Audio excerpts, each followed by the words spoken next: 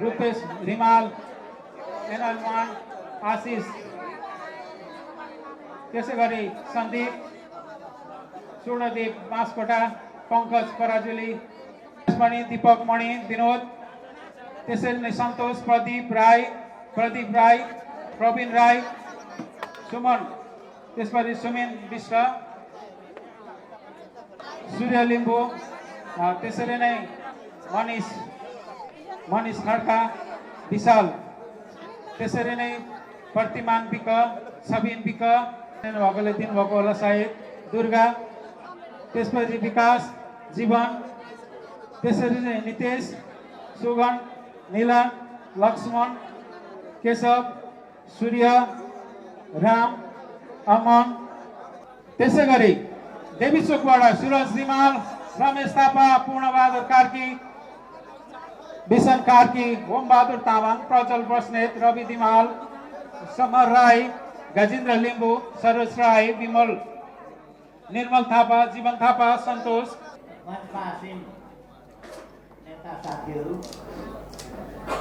आदरणीय ज्येष्ठ नागरिकज्यूहरू, आज पार्टीमा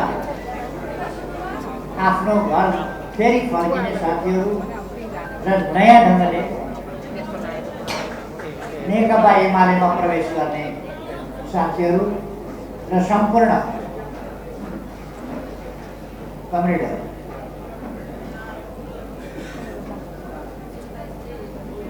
आजको प्रवेशले देश कता जाँदैछ भन्ने कुरा देखाउँछ। यस प्रवेशले देशव्यापी रूपमा जुन प्रवेशको लहर चलिरहेको छ, त्यस प्रवेशको लहर यो एउटा छालको रूपमा फेरि आज पनि हामीले यहाँ गरेका छौँ। अर्को ठाउँमा फेरि हामी जाँदैछौँ प्रवेशकै कार्यक्रमका लागि। केही क्षणपछि यात्री प्रवेश हुन्छ। हामीले हिजो पनि प्रवेश कार्यक्रमहरू सञ्चालन गरेका थियौँ। केही दिन अगाडि पर्सा जिल्लाको पश्चिमी भेगमा दूरदराजमा हामीले त्यहाँ साह्रै ठुलो सङ्ख्यामा प्रवेश गराएका। त्यसभन्दा त्यो 8 गतेको कुरा थियो। त्यसभन्दा 2 दिन अगाडि 6 गते हामीले कपिलवस्तुको पश्चिमको दुर्गम गाउँमा असाधारण भेला र प्रवेश गरेका छौँ। साथीहरूले टेलिभिजनहरूबाट हेर्ने भएको होला, युट्युबहरू, सामाजिक सञ्जालहरूबाट हेर्ने भएको होला। देशमा नेकपा एमाले प्रवेशको एउटा लहर चलेको छ। हिजो विभिन्न ढङ्गले पार्टी परित्याग गरेर यत्रतत्र लाग्नुभएका साथीहरू, उहाँहरू पनि पार्टीमा फिर्ता आउनुभएको छ र थुप्रै पार्टीहरू परित्याग गरेर लामो समयका अनुभवहरू हेरेर, पार्टीहरूका विचार र व्यवहार हेरेर विभिन्न पार्टीका नेता कार्यकर्ताहरू नेकपा एमालेमा प्रवेश गरिरहनु भएको छ। नेकपा एमाले नै आफ्नो पार्टी हो, जनताको पार्टी हो। नेकपा एमाले नै देशका समस्या, जनताका समस्या समाधान गर्न सक्छ। नेकपा एमाले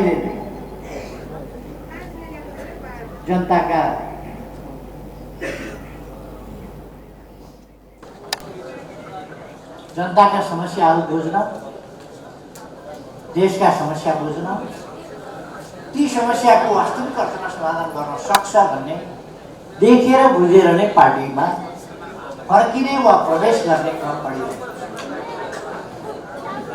म आज प्रवेश गर्ने सबै साथीहरूलाई, कमरेडहरूलाई, दाजुभाइ दिदीबहिनीहरूलाई नेकपा एमालेमा हार्दिक स्वागत गर्न चाहन्छु। ठिक पार्टी तपाईँहरूले छानेर प्रवेश गर्नुभएको छ। यसका निम्ति, तपाईँहरूको उपयुक्त छनौटका निम्ति बधाई भन्न चाहन्छु र नेकपा एमालेमा रहेर आगामी दिन अत्यन्तै सफल रहोस् तपाईहरुको राजनीतिक जीवन र तपाईहरुको व्यक्तिगत जीवन पनि सफलताले भरिपूर्ण होस् मेरो शुभकामना पनि छ। मैले विश्वास लिएको छु विभिन्न पार्टीमा विभिन्न प्रकारका गलत प्रवृत्तिहरू छन्। ती गलत प्रवृत्तिहरू हामीले हाम्रो पार्टीभित्र भित्र्याउनु हुँदैन। राम्रा उज्याला सकारात्मक देशभक्तिपूर्ण जनपक्षीय विकासमुखी त्यस्ता प्रवृत्तिहरू स्वच्छ र नैतिक आचरणवाला प्रवृत्तिहरू त्यस्ता प्रवृत्तिहरूलाई अगाडि बढाउनुपर्छ। जुनसुकै पार्टीका पनि कहीँ कतै राम्रा विचार एक दुईटा पनि छन् भने ती हामीले लिन सक्छौँ, लिनुपर्छ। एउटा पनि गलत आनीबानी गलत विचार गलत व्यवहार लिनु हुँदैन। नेकपा एमालेलाई त्यसरी एउटा देशप्रति समर्पित जनताप्रति समर्पित विकासका उद्देश्यमा समर्पित र समृद्ध नेपाल सुखी नेपाल निर्माण गर्ने महान उद्देश्यमा महान गन्तव्यको तर्फको यात्रा अगाडि सफलतापूर्वक बढ्ने पार्टीको रूपमा हामीले यसलाई स्थापित गर्छौँ।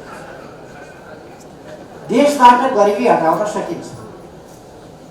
तपाईहरुले मैले 3.5 वर्ष सरकारको प्रधानमन्त्रीको रूपमा नेतृत्व गरेको समय हेर्नु भएको छ। अघि एकजना साथीले स्वागत व्यक्त गर्दै गर्दा भन्नुभएको थियो 1400 बाटाहरू 1400 बाटाको कुरो आएको थियो। 1400 बाटा हामीले त 1400 होइन धेरै बाटाहरू बनाउने योजना अगाडि सारेका हौँ। त्यसमध्ये 1400 चाहिँ अहिलेको सरकारले काट्यो। अहिले बनाउन सकिँदैन बनाउन हुँदैन भनेर 1400 बाटा काट्यो। अर्थात् नेकपा एमाले सरकारमा गएपछि बाटा बनाउने बजेट पनि हुन्छ, पुल बनाउने बजेट पनि हुन्छ। तपाईहरुले देख्नु भएको छ दमक क्याम्पस बनाउने पैसा पनि पुग्यो, ढुकुरपानी मावि बनाउने पैसा पनि पुग्यो, अर्को मावि बनाउने पैसा पनि पुग्यो, रतुवामा थुप्रै ठाउँमा पुल हाल्ने पैसा पनि पुग्यो, मावामा थुप्रै ठाउँमा पुल हाल्ने पैसा पनि पुग्यो, पक्की बाटाहरू बनाउने पैसा पनि पुग्यो, विभिन्न ठाउँमा पक्की बाटाहरू बनाउने पैसा पनि पुग्यो, पुल बनाउने पैसा पुग्यो। हामी सभागृह बनाउँदैछौँ त्यसका लागि पनि पैसा पुग्छ। हामी रङ्गशाला बनाउँछौँ त्यो पनि पैसा पुग्छ। हामी अस्पताल बनाउँछौँ, दमक अस्पताल निर्माण हुँदैछ। तपाईहरुले हेर्नु भएको होला भव्य ढङ्गले दमक अस्पताल निर्माण हुँदैछ। नयाँ नयाँ कामहरू भइरहेका छन् र दमकमै हामीले 18 तलाको दमक भ्यू टावर भनेर भ्यू टावर अहिले 9 तलाको ढलान हुँदैछ। अरू 9 तला त्यसमा थप्छौँ र त्यसमाथि 28 मिटरहरूको स्टिलको एउटा गुम्बज हुन्छ। यसरी त्यो लगभग 100 मिटर अल्गो नेपालमा अहिलेसम्म बनेका संरचनाहरूमा सबभन्दा अल्गो 100 मिटरको संरचना त्यो पर्छ। यी सबै काम हामीलाई गर्न पुग्छ। नेकपा एमालेको सरकार बन्यो। एमालेको सरकारले भूमि व्यवस्था सम्बन्धी आयोग बनाएर भूमि समस्या समाधान गर्ने, सुकुम्बासी समस्या समाधान गर्ने, त्यसका लागि हामीले धनी पूर्जा वितरण गर्ने लाग्दा हामी सरकारबाट हट्यौँ, आयोग भङ्ग गर्यो। अहिले आफ्ना मान्छे राखेको एउटा जागिरे आयोग बनाएको छ, त्यसले केही पनि काम गर्दैन, कसैको धनी पूर्जा वितरण गर्दैन। हामी अस्ति नै वितरण गरिसक्यौँ धनी पूर्जा, तर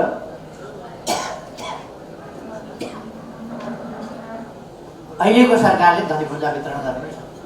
धनीपूर्जा तयार छ तर किन वितरण गर्न सक्दैन भन्दा निकम्मा छ, त्यो वितरण पनि गर्छ। हालत त्यस्तो छ। हामीले ज्येष्ठ नागरिकहरूलाई 1 लाखसम्मको स्वास्थ्य बिमा निःशुल्क गर्यो। नेपालको पानी जनताको लगानी भनेर जलविद्युतमा आम जनताको सानो ठुलो लगानी सेयरहरू, म कहीँ कतै कहिल्यै सेयर नराख्ने मान्छेले पनि अलिकति सेयर राखेँ। करिब 2000 रुपियाँको सेयर छ 11 जलविद्युतमा। कहाँ परेको छ त्यो त याद भएन। त्यो किनभने नेपाली जनताले विद्युतमा आफ्नो सेयर राख्नुपर्छ भनेर त्यसले अपराध भयो।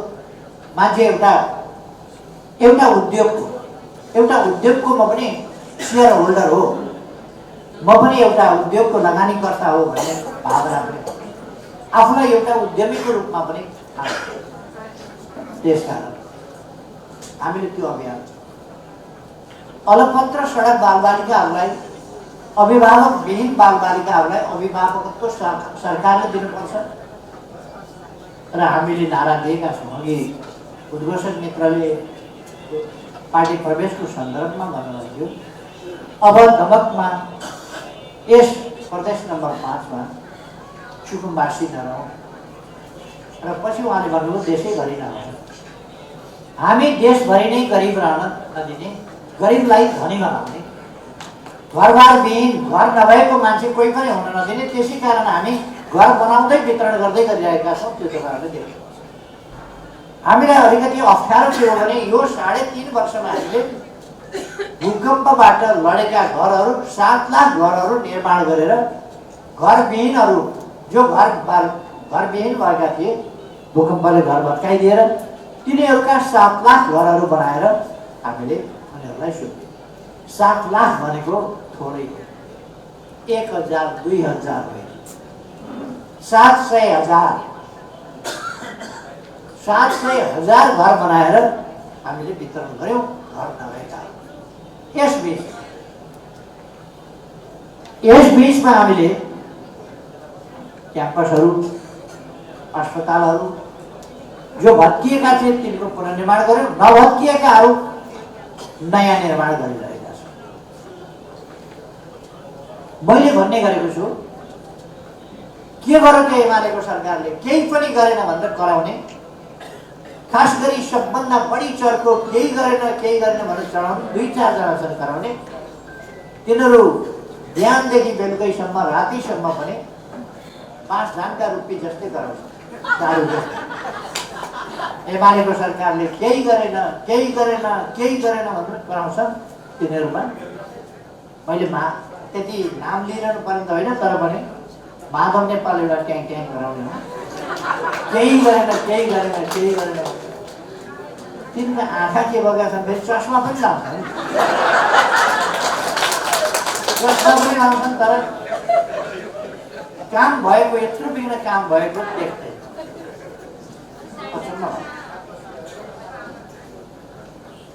जता गए पनि उनी उनको टाउको के दुख्छ भने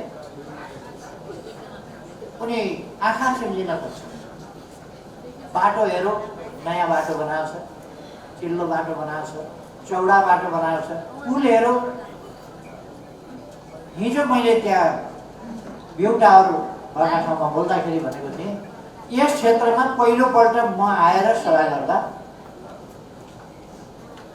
त्यस बेला सायद 13 नम्बर थियो, पशुपति गौतमको या कसको धान मिलको एउटा चट्टल थियो।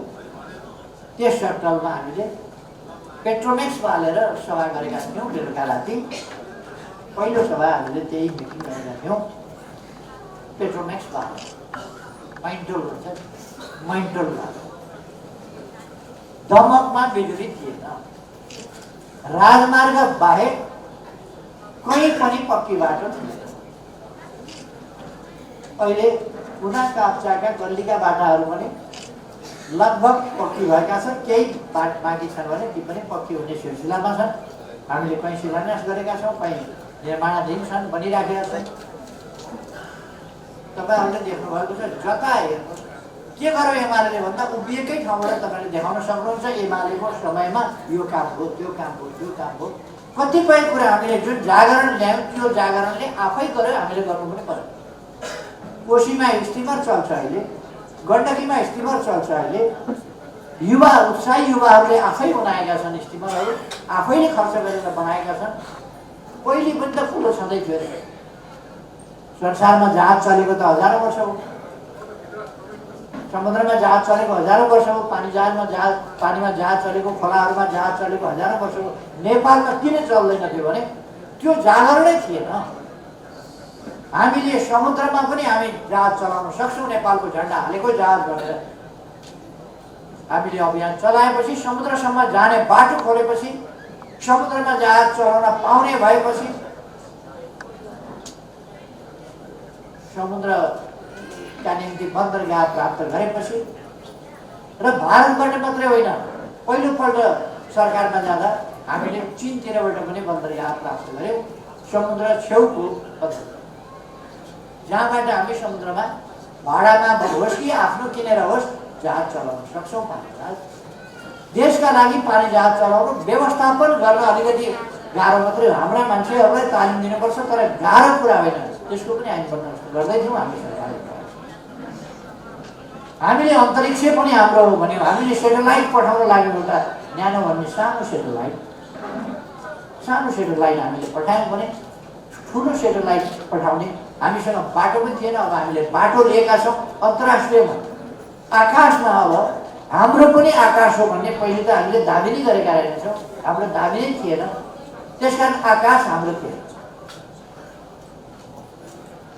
धरतीभन्दा बाहिरको आकाश अन्तरिक्ष हाम्रो थिएन। अब अन्तरिक्षमा पनि हाम्रो रुट छ। अरू धनी बलिया देशहरूको मात्रै स्पेस होइन, स्पेस हाम्रो पनि हो। त्यसकारण हामीले धरतीको परिधिभन्दा, अर्बिट भन्छ, धरतीको परिधिभन्दा बाहिर, धरती छेडेर बाहिर अन्तरिक्षमा पनि हामी गएका छौँ। अब र अन्तरिक्ष पनि हाम्रो, त्यहाँ पनि हामीले हाम्रो सेटेलाइट छोड्ने बाटो लिएका छौँ। पहिले लाओसले आफ्नो त लियो, हाम्रो पनि लिएको रहेछ। हामीले फेरि वार्ता गऱ्यौँ, अन्तर्राष्ट्रिय स्पेस सम्बन्धी निर्णय गर्ने समितिसँग कुरा गऱ्यौँ, तर हाम्रो स्पेस समुद्रमा हामी समुद्रको 30 किलोमिटर मात्रै कुनै देशको हुन्छ, त्यसभन्दा बाहिरको समुद्र दुनियाँको विश्वको हुन्छ, जसले चलाउन सक्छ, जसले प्रयोग गर्छ। तर कतिपय देशहरूले त्योभन्दा बढी आफ्नो अकुपाई गरेर यति हाम्रो भनेर कब्जा गर्छ। तर अब हामी समुद्रमा रुट पाउन सक्छौँ, समुद्रमा हामी हिँडडुल गर्न सक्छौँ, हाम्रा पानी जहाज सक्छौँ, बन्दरगाह लिएका छौँ, त्यहाँ पुग्ने बाटो लिएका छौँ। र समुद्रमा हाम्रा नदीहरूमा हामीले भारतसँग इनल्यान्ड वाटरवेजबाट, नदीको बाटोबाट भारतसँग जहाजबाट सामान ल्याउने लाने। त्यसो गर्दा हामीले रेलमा, जहाजबाट रेलमा ल्याऊ, रेलबाट ट्रकमा ल्याऊ, ट्रकबाट फेरि उतार, फेरि लोड गर, फेरि अनलोड गर, यो सबै जान्छ। त्यो समाप्त गरेर हामीले सोझै नदीको बाटोबाट ठुला जहाजबाट ल्याएर साना जहाजमा राख्ने र साना जहाजबाट यहाँ हनुमाननगरसम्म, हामी हनुमाननगरसम्म पानी जहाजबाटै हाम्रा सामान ल्याउन सक्छौँ। हनुमाननगरको कोशीको पुलभन्दा अलिकति तलतिर गण्डकीमा त्रिवेणीसम्म, गजेन्द्र मोक्ष भन्ने ठाउँ छ त्रिवेणी, त्योभन्दा अलिकति तलतिर छ हामी पानी जहाज ल्याउन सक्छौँ। यी सबै हामीले अवधारणा नै परिवर्तन गरेका छौँ। हामीले सगरमाथाको उचाइ अहिलेसम्म नापेकै थिएन। विदेशीले नापेको उचाइ हामी भनिरहेका थियौँ 8,848 मिटर। अहिले हामीले आफैले नाप्यौँ सगरमाथा 8,848.86 मिटर उचाइ रहेछ। हामीले त्यो उचाइ सदर गरेका छौँ। अब सगरमाथाको उचाइ 8,848 मिटर होइन, 8,848.8 अथवा 86 सेन्टिमिटर हामी कम भन्दै आएका रहेछौँ। हामीले आफैले नापेपछि थाहा हो। पहिले हामीसँग नाप्ने क्षमता थिएन, नाप्ने मेसिन थिएन, नाप्ने प्रविधि थिएन, नाप्ने जनशक्ति थिएन। त्यो हामीले तयार गर्यौँ यस बिचमा र नाप्यौँ। अथवा हामीले सगरमाथा नाप्नेदेखि, हामीले अन्तरिक्षमा आफ्नो अधिकार स्थापित गर्नेदेखि, हामीले समुद्रमा आफ्नो अधिकार स्थापित गर्नेदेखि, हामीले नदीको बाटोबाट जहाज चलाउने अधिकार स्थापित गरेदेखि थुप्रै कुराहरू हामीले नयाँ गरेका छौँ। खाली गाउँका बाटा मात्रै बनाएको होइन, हामीले धरतीको अर्बिट तोडेर छेडेर अन्तरिक्षमा प्रवेश गरेका छौँ। जमिनको किल्ला छोडेर हामी समुद्रमा प्रवेश गर्यौँ। यो अवधारणा नै फरक छ। हामी स्वाधीन राष्ट्र, सार्वभौम सत्ता सम्पन्न राष्ट्र, स्वतन्त्र भने पनि हामी हाम्रा नीतिहरू लागू गर्न नसक्ने, अरूले जे भन्यो त्यसैका पछाडि लतार्ने, अथवा हाम्रै जमिन पनि कब्जा अर्काले गरेको छ त्यो बोल्न नसक्ने, चुप लागेर खुम्चिएर बस्ने, मित्रताका गाना गाउने। तर मित्रता कसरी बलियो बनाउने, आफ्नो अधिकार स्थापना गरेर, आफ्नो जमिन फिर्ता लिएर, आफ्नो जमिनमा दाबी गरेर हामीले मित्रता बढाउने हो। त्यही कुरा चाहिँ हामीले नगर्ने, त्यस्तो कुरा यो हामीले अहिले हाम्रो जमिन हाम्रो भूभाग सामेल गरेर भारतले कब्जा गरिरहेको भूभाग सामेल गरेर हामीले हाम्रो नक्सा प्रकाशित गर्यौँ, त्यसलाई संविधानको अंग बनायौँ, भारतलाई पत्र लेख्यौँ, यो जमिन हाम्रो हो, वार्ता गरौँ, कुराकानी गरौँ र यो जमिन हामीलाई फिर्ता ल्याऊ। हामी भारतसँग कुरा गरिरहेका छौँ। अहिले हामी सरकारबाट हटेपछि अहिलेको सरकार त यो खाना जन्मिएको सरकार, यसले देशको कुनै पनि काम गर्दैन। के को भारतसँग वार्ता, त्यत्रा ठुला कुरामा वार्ता के गर्न सक्छ यसले, कुनै बात छैन। अहिले अलिकति समय थियो रोकियो। हामीले ब्रिटिसको सम्बन्धमा पनि उनीहरूले हामीलाई ब्रिटिस गोर्खा भन्ने, गोर्खा रेजिमेन्ट भन्ने, गोर्खा ब्रिगेड भन्ने, तर न हामीसँग सोध्नु परेको छ उनले कति भर्ना गर्छ हामीलाई थाहा हुँदैन, को भर्ना गरेर थाहा हुँदैन, कतिको सङ्ख्या घटायो थाहा हुँदैन, कति बढायो थाहा हुँदैन। युद्ध हुन लाग्यो भने धेरै लिन्छ, किन युद्धमा उसलाई मान्छे चाहियो। युद्ध सिद्धियो भने बिचैमा घर फर्के अन्यायपूर्ण ढङ्गले उनीहरू अन्त जागिर खाने, उनीहरूको उमेर ढल्काइदिन्छ। त्यहाँ अन्त जागिर खान नपाउने भएपछि सेनामा त 23 वर्ष कटेपछि सेनामा लाग्दैन, ढिलोमा पनि 25 कटेपछि लाग्दैन, 18, 22, 23मा सेनाभित्र गइसक्नुपर्छ। त्यति वर्षसम्म बिचमा चाहिँ उसले लगाउन सकिने युद्ध होला जस्तो भयो। फोकल्यान्डको युद्धमा त ब्रिटिस गएर त लडाइँ त पार लगाएन। गोर्खा जस्तो सुरो जाति चाहियो नि त्यहाँ। गोर्खा आयो भनेको सुन्ने बित्तिकै अर्जेन्टिनीहरू आए। अहिले अर्जेन्टिनीहरूले नेपाललाई त्यति मन पराउँदैन, किनभने साह्रै मूर्ख रहेछन्, मान्छे देख्नै नहुने, झम्टिहाल्ने, त्यस्ता तोप बन्दुक केही नचिन्ने, खुकुरी नै लिएर झम्टिने, यस्तो खालको मौरीको गोलो जस्तो, अरिकालको गोलो जस्तो झम्टिने, त्यस्तोको रहेछन् गोर्खाली त।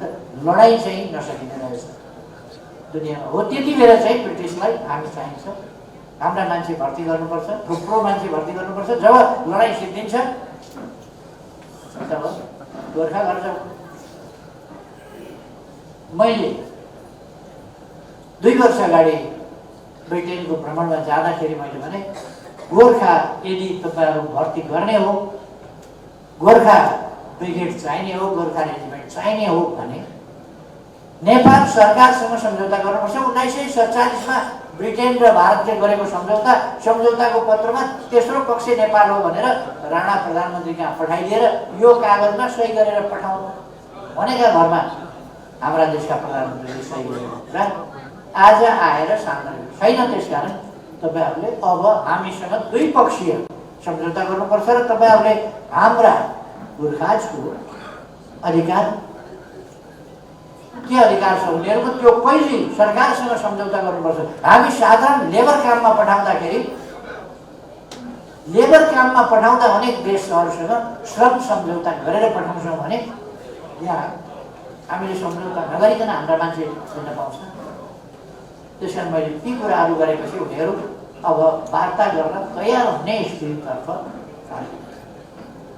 हाम्रा राजदूतले पनि राजदूत गइसकेपछि नयाँ राजदूतलाई मैले भने कि तपाईँले ब्रिटिस सरकारसँग मैले कुरा गर्दा तपाईँ पनि छेउमा हुनुहुन्थ्यो, तर अर्को साल मैले जे भाषामा कुरा गरेको थिएँ त्यही भाषामा ब्रिटिस सरकारसँग कुरा गर्नुहोस् र हाम्रा अधिकार स्थापित हुनुपर्छ भन्नुहोस्। त्यो उहाँले कुरा अर्थात् हामी स्वाभिमानपूर्वक सार्वभौम समानताका आधारमा अन्तर्राष्ट्रिय क्षेत्रमा पनि सम्बन्ध गरिरहेका छौँ र त्यहाँदेखि लिएर हामी एक क्षेत्रमा एउटा विषयमा सुकुम्बासीको समस्या, ज्येष्ठ नागरिकको समस्या, सामाजिक सुरक्षाको समस्या, कृषिको आधुनिकीकरणको समस्या अथवा औद्योगिक क्षेत्र खोल्ने समस्या, यिनीहरूको समाधान गर्ने यस्ता नयाँ चिजहरू गर्ने मात्रै हो। हामीले 2100 बिघा नेपालको सबभन्दा ठुलो औद्योगिक क्षेत्र दमकको होला, लखनपुर यतापट्टि गरेर सबभन्दा ठुलो 2100 बिघाको अन्त 900, 1100, 1200 बिघा होला। 2100 बिघाको हामीले औद्योगिक क्षेत्रको शिलान्यास त्यसलाई अगाडि बढाउनुपर्छ र त्यसलाई हामीले इन्डस्ट्रियल पार्क बनाऊ जसमा लाखौँ रोजगारीका अवसर सिर्जना हुन सक्छ। दमकको सिङ्गै दमकको जनसङ्ख्या जति छ त्यति सबैले त त्यहाँ रोजगारी खाने होइन होला, अलिकति मान्छेले नै खाने हो, तर त्यहाँ त दमकको सिङ्गै जनसङ्ख्याले काम गर्छु। जन्मिएदेखि ज्येष्ठ नागरिक बुढापाकासम्मले पनि जागिरै खान्छु भन्ने हो भने त्यहाँ त्योभन्दा बढी जागिर त्यही औद्योगिक क्षेत्रमा अरबौंको लगानी त्यहाँ छ। हामीले 63-65 कति अर्बको लगानी भनेका छौँ, त्यो लगानी फेरि बढ्दै जान्छ। यसै विशाल लगानी हो, विशाल औद्योगिक क्षेत्र यसमा हामीले लखनपुरको त्यो ठाउँमा नमुना विद्यालय विश्व स्तरको, विश्वमा नयाँ ढाँचाको शिक्षा पद्धति सुरु गर्ने त्यो काम हामी गएको जेठ 15 गतेको बजेट भाषणमा यो कुरा हामीले उल्लेख गरेका छौँ, नीति कार्यक्रममा यो कुरा उल्लेख गरेका छौँ र बजेटमा यस्ता नयाँ काम, विकासका काम मैले यस क्षेत्रको अलिकति कुरा गरेँ। यो क्षेत्र मात्रै होइन, देशभरि त्यसै गरी विकासको एउटा लहर चलेको छ। त्यसै कारण व्यापार र सन्तुलनतिर फर्किएको थियो, व्यापार निर्यात बढेको थियो, आयात घटेको थियो, व्यापार घाटा सन्तुलनतर्फ फर्किएको थियो, हाम्रो उत्पादकत्व वृद्धि भएको थियो। सामाजिक परिसूचकहरू, आर्थिक परिसूचकहरू बढेका थिए। विश्व ब्याङ्कले नेपाललाई दक्षिण एसियाको राइजिङ स्टार, उदाउँदो तारा, उदाउँदो सूर्य, rising star of south east,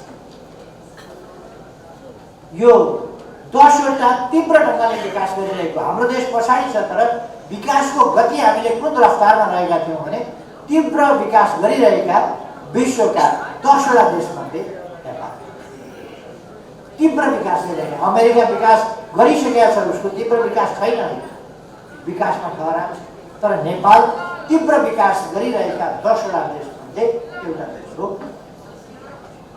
शिक्षाको क्षेत्रमा युनेस्कोले हामीलाई सम्मान, युनेस्कोले प्रशंसा गरे। स्वास्थ्यको क्षेत्रमा WHOले हामीलाई प्रशंसा गरे। कोभिड विरुद्धको हाम्रो लडाइँ प्रशंसा गरे। त्यो नेकपा एमाले नेतृत्वको सरकारको कारणले त्यो भएको, एमालेका नीतिको कारण आज त्यो सरकार ढलेको छ र म खुसी व्यक्त गर्न चाहन्छु। सरकार ढलेको छ, एमाले प्रतिपक्षमा छ, तर केही खाउला पाउला भन्ने भन्दा देश बनाउला भनेर युवाहरू ज्येष्ठ नागरिकहरू समेत किशोरावस्थादेखि ज्येष्ठ नागरिकसम्म नेकपा एमालेमा आफू केही खाउला पाउला भन्दा पनि देश बनाउला भन्ने सङ्कल्पका साथ नेकपा एमालेमा यस ढङ्गले देशव्यापी रूपमा प्रवेश गरे। यो ज्यादै सकारात्मक।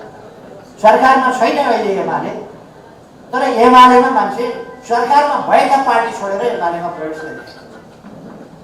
अन्त अन्य जस्तो हुन्छ प्रतिपक्ष छोडेर सरकारमा जो छ त्यसतिर खान मान्छे, जुन टाट्नामा घाँस छ त्यही टाट्नातिर बाख्रा कुद्छन्। त्यस्तो त मान्छेले गरेको त मामुली कुरा हो।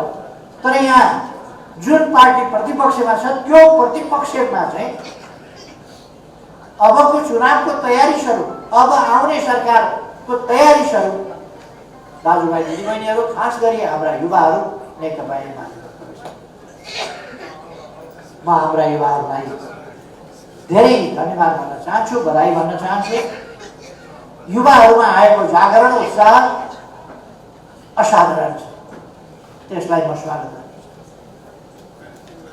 र देशलाई नेपाली जनताले माया गर्छन्, देश विकास भएको हेर्न चाहन्छन्, देश विकास गर्न चाहन्छन् नेपाली जनता। त्यसै कारण अनेक पार्टी छोडेर मान्छे नेकपा एमालेमा प्रवेश गरे। तपाईहरुले जो प्रवेश गर्नुभएको छ उहाँहरूले एमाले प्रवेश गरेकोमा कुनै पश्चाताप गर्नुपर्ने छैन।